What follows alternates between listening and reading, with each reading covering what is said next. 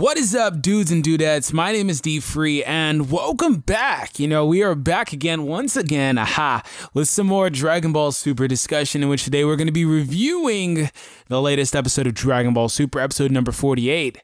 So basically, I'm going to continue to adapt the same review style I've been adapting in the last few reviews and whatnot. I'm not going to recap the entirety of the episode like I used to and then talk about it afterwards. I'm just going to talk about it from scratch because if you're watching a review, I assume you've seen the episode. So just to give you a quick what's the word, summary, what is the actual word, synopsis I believe is the actual word, but anyways, to give you guys a quick summary, basically what happens is this episode takes off with Trunks fighting, and they go into this really nice quick fight scene. I really like it. I think the animation in this episode was spot on majority of the time. There was some times where they didn't really focus on it too much, but it was minor stuff, like when Goku and those guys were sitting down eating or finishing the ramen right when Bulma called and whatnot. Little minor stuff that just looks really wonky. It's not really a big deal. The most important stuff, like the Trunks fight and stuff like that, looked really good, so I'm not going to hold anything against them. But it takes place with that. And they cut to Trunks basically escaping from the future, making his way back to the past. And from there, he's incapacitated. We have a whole little scene with Trunks in like a private class at his Capsule Corp with Shumai and Pilaf. I think it's interesting how those guys just hang around like Bulma. You really don't remember these guys? You seriously? I know it's been a long time, but seriously? And what really made me think that way, maybe they were using fake names or whatever somehow, which wouldn't really, suffice anyway. But anyways, just thinking, I used to always think hey, maybe they're just using fake names or whatever. Because I don't really know if Bulma really too much would remember Mai's name or Shu's name, but at least she'd remember what they look like, right? So at the point where Trunks is like, hey, good job, Pilaf, when they went into that whole overly complicated explanation of how math orders work, like the order of you're supposed to do things. Honestly, to be completely honest, you don't use math in a lot of jobs, and in my profession, I don't. So I totally forgot that you're supposed to do certain things before other things when you have it saying this minus this times this divided by that. I totally forgot all that. So it was interesting, but he totally explained that whole sequence. What? What did he just say? And then the teacher was like, yeah, you explained it, you overly complicated it. And I was like, exactly. He just made it hella complicated when it really isn't. So back to what I was saying, at that sequence, Trunks was like, good job, Pilaf. And I'm like, yeah, so they're just fucking with us now. There's no way Bulma doesn't remember them, right? And remember the fact that Mai is hella old and older than her, as a matter of fact. There's no way after they chased them around for some 140 episodes or whatever on some Team Rocket stuff. But no, cutting past that, what happens is Trunks is there, Bulma signals and calls Whis, Goku, Vegeta, and Birusu, and those guys make their way over. Trunks takes a jab at Goku whenever he hears Goku's voice, because obviously it resembles Goku Black's voice, or Black Goku, because it's obviously Mozako Nozawa, and he looks exactly like him because he's Goku Black. Anyways, so that's what pretty much all that really happened in the episode. So some of the things I liked is I really liked, once again, the animation. I think that the fight scene looked really good. It's one of the better fight scenes we've seen in this show. And the reasoning behind that is you got to realize that such a huge chunk of this show's fighting was that Resurrection F stuff, and it was straight garbage. Even though it was only legitimately 4 episodes or whatever, it was really bad. And certain parts of the Beerus and Goku fight looked amazing. Other parts looked kind of meh. And I think that the Resurrection F stuff, or not the Resurrection F stuff, I'm sorry, the tournament stuff looked really good, especially Goku versus Hit, but some of it was ill choreographed to me. The first part of it with all the Frost stuff was just why? This is so pointless. It looked good, on the close-up shots, but it was pointless. So I really think this was one of the better, quicker scenes as far as choreography, animation, and the OST. I really like the new score that they're sticking with, some of the new vibes and jingles that they're using in this. Jingles.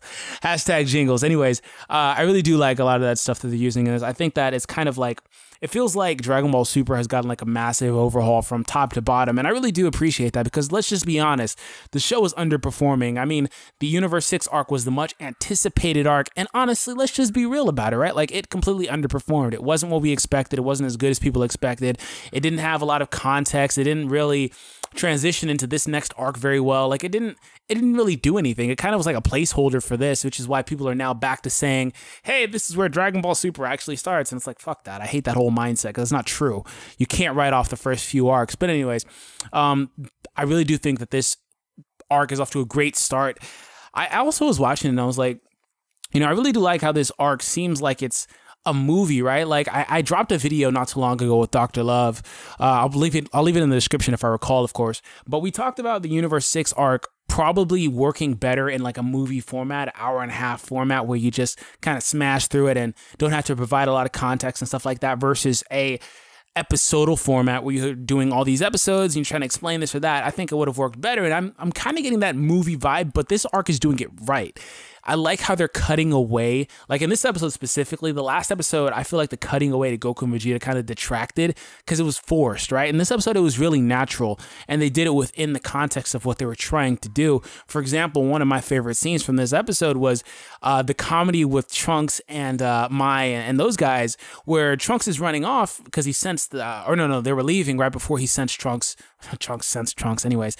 Right before he sensed them, he grabs Mai's hand, and then Pilaf is like, oh, this guy is so bold. Like, like that's comedy in context, but it also is cut away from the main narrative that this is Trunks' story basically right now.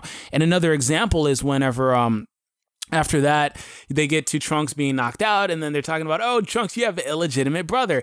And my final example is when Goku went to go get the Senzu from Karin, and it's like, they're freaking playing like Limbo, like, it's just comedy. Like they're just tripping out. You hadn't seen those guys in a while, right? And then Goku even stopped for a second. He's like, what's so fun about this? They're like, nothing. And I'm like, I know, I've never enjoyed Limbo. Like there's no point in that game. I ain't trying to break my back, right? So like, I really do like that. I really do like how they're cutting away. It just gives you that whole movie type vibe, even though it's not a movie, but they're doing it right. I really like the way that they're weaving all this stuff in together. And I think that at the end of the episode, wherever Trunks took a shot at Goku, obviously, he was suffering some PTSD at that point. He was like, yo, I just heard this guy's voice. I'm coming out of being knocked out, even though they gave him a Senzu, and Senzu basically should have made him pop right back up. He was slowly resuscitating after that. But, I really do like that because Goku he's so nonchalantly blocks that attack. And he's just staring there like, why is this guy attacking me? He's just like nonchalant, right? Like he doesn't give a fuck. Like, why are you attacking me?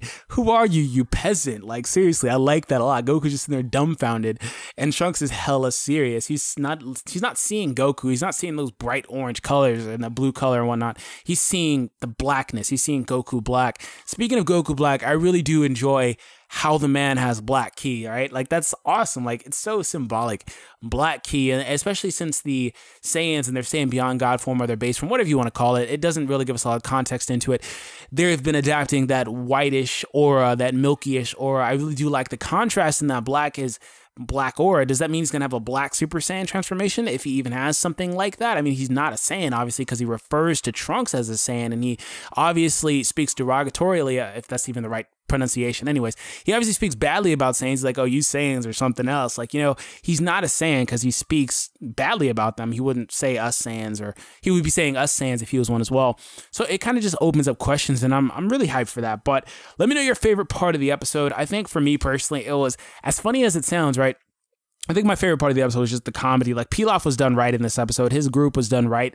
A lot of times they seem kind of forced, and sometimes they're natural, but I think they were probably showing some of their best performances in this episode, especially in spurts where they fit in. They fit in because Mai is relevant in the sense that there's a future Mai.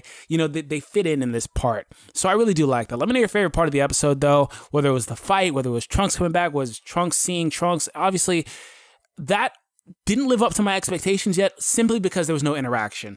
I have been waiting for that. I guess I'm going to have to reserve that waiting until next week when, hint, at the spoilers for the next episode, the preview, it's obviously not a spoiler. It looks like, I know people were theorizing, Geekdom especially, I believe, was doing it, Danny, but I know the people were saying that those guys are going to the future. It looks like Goku Black and his relentless pursuit of Trunks makes his way to the past. So that's interesting. And not only the past, a past of an alternate timeline.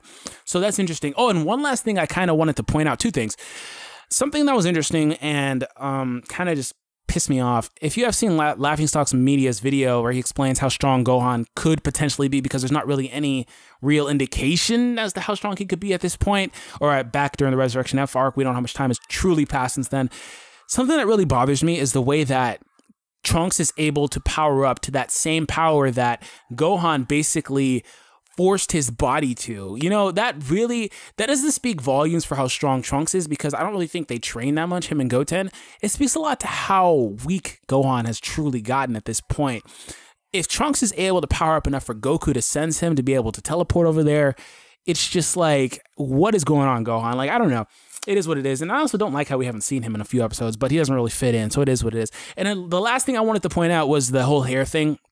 I know you guys know I really hate the hair thing. It's my OCD. It's not a big deal. I keep saying that, but people get on my case like, oh, it's supposed to be blue, yada, yada. Fuck out of here, yo. It doesn't matter if he gave him red hair in one version of the manga. It doesn't matter that Bulma's hair was blue in the manga, but purple in the anime and Dragon Ball. It doesn't matter that they've always had inconsistencies. The reality is, in the context of the show, Trunks had purple hair and now he has blue hair. Simple as that. But what I wanted to say is that I always kind of looked at this. I came to the realization of the last episode, like, this is just a way for them to make a visual way to differentiate between the two for younger audiences, 9, 10 years old or whatever, because obviously it gets confusing and timey-wimey when they say, Trunks, Trunks, Trunks, and they're like, who are you talking to?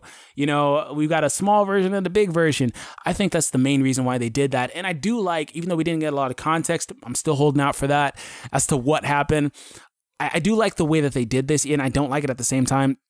I like the way that they had Bulma refer to him as a teenage guy with blue hair. That would imply that the last time they saw him, he had blue hair, which means he's basically always had blue hair. So that could be just something, you know, a ripple in his timeline or whatever. I just don't think we'll get context to it. But I do like how they went out of their way to throw that line of dialogue. I talk so much about this show and how, you know, one line of dialogue can make or break consistencies versus inconsistencies in this show specifically, because it seems like more often than not, it brings up stupid things and it says stupid things that are just not necessary. Like, for example, in this episode, I just talked about it, the Trunks thing, like, was that legitimately necessary to have him do that? Because all that did was open questions about Gohan. We already knew Gohan had detracted in power and gotten weaker, but damn, like, seriously, he's declined that much. So, like, stuff like that is kind of like, why, you know? But it is what it is. I hope you guys enjoyed today's video. Leave a like if you guys happen to enjoy the video, of course. If you're hyped for Dragon Ball Super, be sure to leave on the hashtags down below. Dragon Ball Super episode 48 was lit. Go ahead and leave that in the hashtags, as well as the other one I said earlier in the video. Subscribe if you happen to be new, because we do this all the time, and this is probably a longer than normal review. I hope you guys enjoyed it anyways. That's it for me, guys. I'm about to go watch Game 7 of the freaking NBA Finals, man.